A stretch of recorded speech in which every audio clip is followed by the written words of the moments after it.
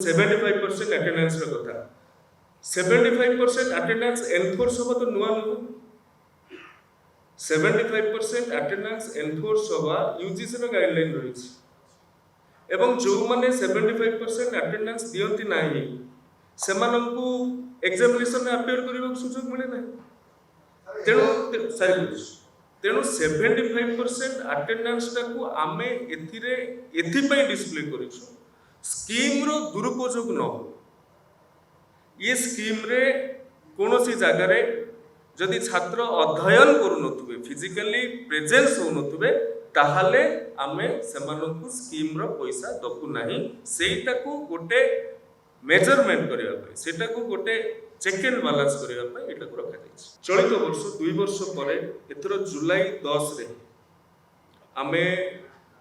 tentative timeline देथिलु जे आमे ए वर्ष जो 10 जुलाई रे क्लास आरंभ करिबो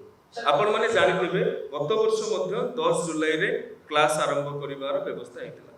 चलित वर्ष केजी रु पीजी इंप्लीमेंटेशन कारणरू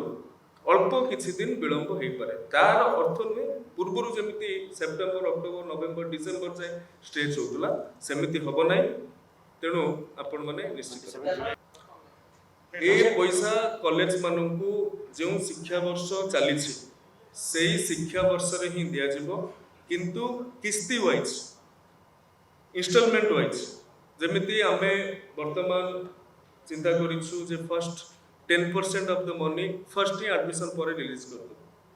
तापरे 15% तापरे तीनटा क्वार्टर रे 25 25 25